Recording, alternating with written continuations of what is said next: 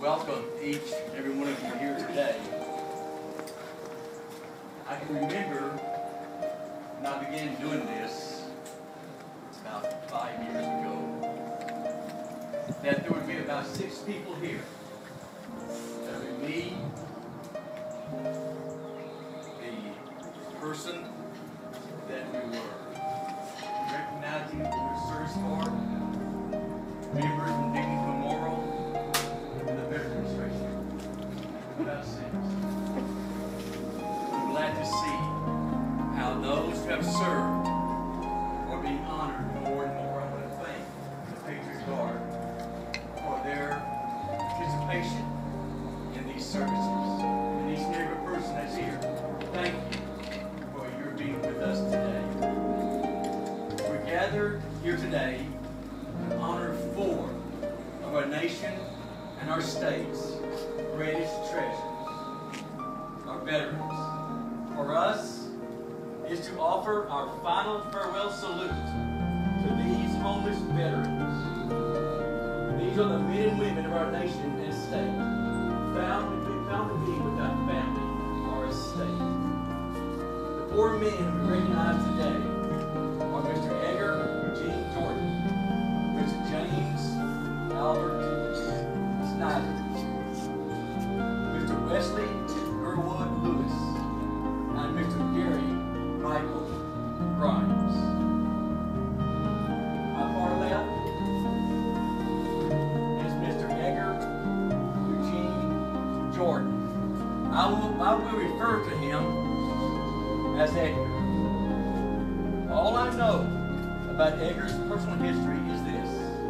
He was born July the 1st, 1947. He died January 9th, 2013. He was 65 years old. He died from cancer in a group home. Prior to being in this group home, Edgar had been homeless. The Dallas County medical examiner searched for relatives, led them to Oklahoma City. Several search options were used, but no family could be found. What I know about Edgar's military history is he joined the United States Air Force June the 7th, 1965. He left the Air Force May the 30th, 1970, just short of 5 years. He earned the rank of sergeant. Next is Mr. James Albert Snyder. I refer to him as James. What I know about James's personal history is this. He was born September 18th, 1935. He died January the 23rd, 2013. He was 77 years old. He was born in Chicago. His wife died about 12 years ago. No information could be found on where she was buried. He had been residing in a nursing home. He never had a visitor the whole time he was there. No family could be located. All I know about James's military history is he joined the U.S. Army October 6th, 1958.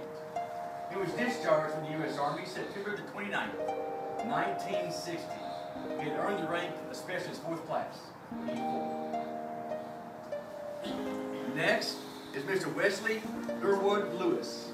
I refer to Mr. Lewis as Wes. What I know about Wes's personal history is he was born January the 11th, 1939. He died February the 5th, 2013. He was 74 years old. His records show that he never married. His sister, he had a sister, and she passed away several years ago. A friend noted that Wes was a quiet person. He never wanted help from anyone. This is old school. Medical records did not did not list any emergency contact persons. According to Wes's military history, he joined the U.S. Army December the 8th, 1961, and he was discharged September 13, 1963. He served our nation for more than 2 years. The fourth person we're coming here to recognize is Mr. Gary Michael Grimes. I will refer to Mr. Grimes as Gary. What I know about Gary is he was born March the 20th, 1956. He died March the 5th, 2013. He was from Pennsylvania. I get the right just a second. It's hard for Texas to say this. He was estranged from his family for more than 30 years. No family could be located. Gary joined the Navy August the 19th, 1974. He was discharged September the 16th, 1975. He served just over a year. It was noted that Gary was a cinematographer during the Vietnam era.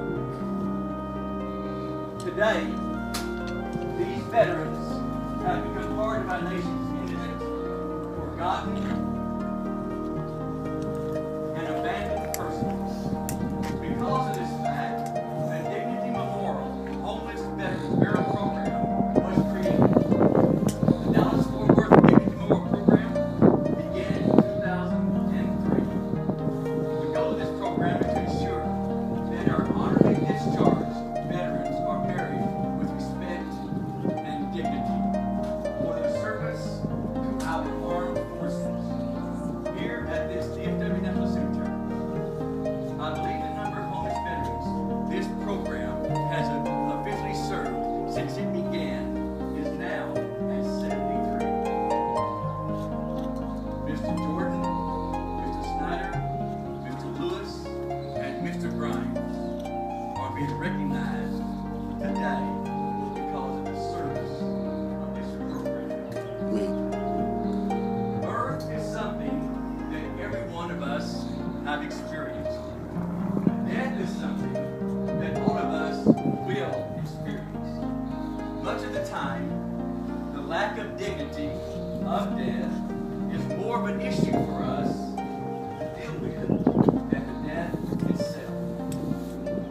As we read in the book of 2 Samuel, chapter 12, beginning in verse 15, we find some similarities in the death of King David's first son and the death of these four honorable veterans. In 2 Samuel 12 it says this: the Lord caused the child of Uriah's wife had born to David to become very sick. David prayed to God that the child would get well. He refused to eat anything, and every night he went into his room and spent the night lying on the floor. The court officials went to him and tried to make him get up, but he refused and would not eat anything with them. A week later, the child died, and David's officials were afraid to tell him the news. They said, while the child was living, they wouldn't answer us when we spoke to him. How can we tell him that his child is dead? He might do something to harm himself. When David noticed the whispering of each other, he realized that the child had died. So David asked them, is the child dead? Yes, he said. He answered. David got up from the floor, took a bath, combed his hair, and changed his clothes.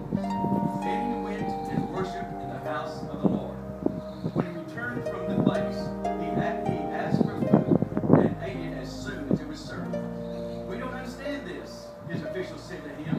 While the child was alive, you wept for him, and you wouldn't eat. But as soon as he died, you got up and ate. Yes, David answered, I did fast and weep while he was still alive. I thought that the